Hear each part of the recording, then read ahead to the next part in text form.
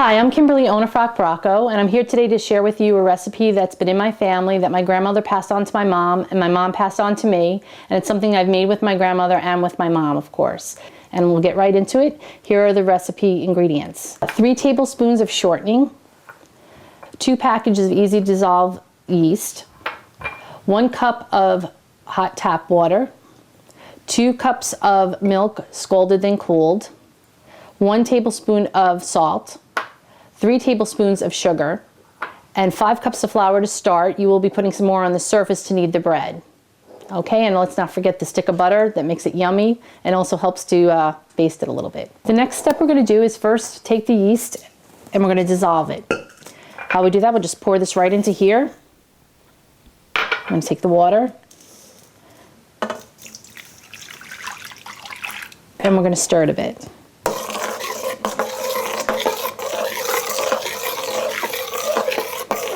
Okay, next we're going to add the other ingredients, which include the milk, the shortening, the sugar, and the salt. And you're just going to mix this just to dissolve the yeast and melt the shortening and just get a good consistency with the mixture. Okay, once you get that going, then we're just going to add the flour.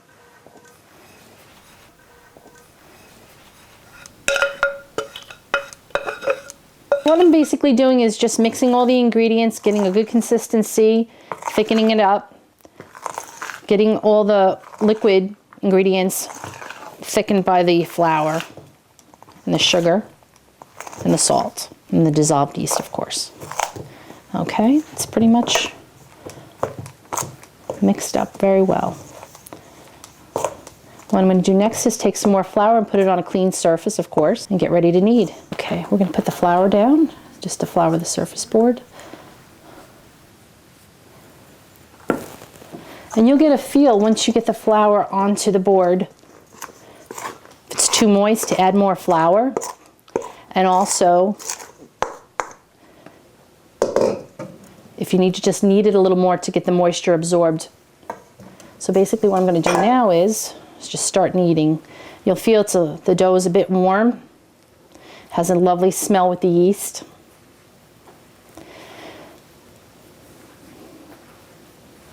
This to me is the fun part.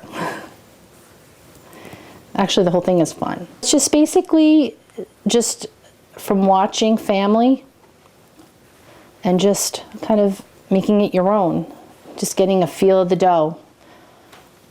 If you watch people making pizza, or if you've seen pastry chefs work with dough, you'll see if there's just like a consistency that you need and need. I'm going to add a little bit more flour on this, so I have a little bit more. I'm just going to add onto this. You know when the bread's done, basically done kneading I should say, is when you get a good consistency in regards to the volume, how it feels in your hands. I mean, it's got a heavier feel. It's, you know, sticking together. It just has that fullness, something, you know, that you just kind of know, something that feels right to put in the pan. I've washed my hands and we're going to get ready to transfer the dough in its right consistency into the pan. Now you can use some of the shortening you may have left over from the ingredients. You can use the spray shortening, and basically what I'm going to do is just grease the inside of this bowl. And I'm going to take the dough, place it into here, and then flip it one side up there like that, so it's greased on both sides. The bread's going to need to rise for about an hour. For that to happen, it's going to need to go in a quiet, dark place. It doesn't necessarily have to be dark, but it has to be quiet so the yeast can rise. Okay, so I'm going to cover it with a cheesecloth or a clean dish towel. After about an hour, the dough's risen. You're going to punch down the dough. Okay, when some of the air comes out, you're going to separate it. I've already sprayed 2 pans, loaf pans, or grease them as I should say. And you're going to take the dough, kind of get a good feel of it. You're going to roll it under and you're going to place it into the pans.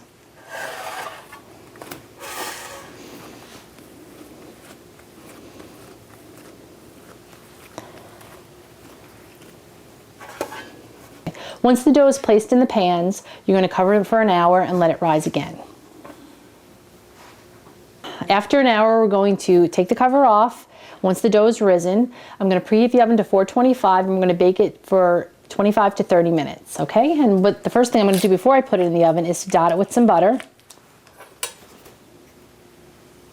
Just a little bit, I mean, it doesn't need to be measured, just a little bit, just to dot it to get a little moisture before it goes into the oven. Okay.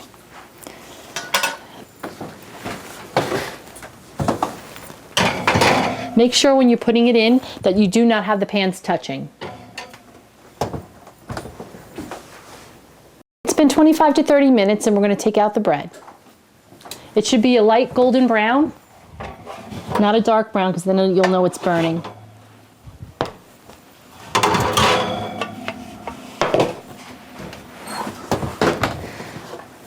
Basically the process, I'll put it on a cooling rack, let it cool down a bit.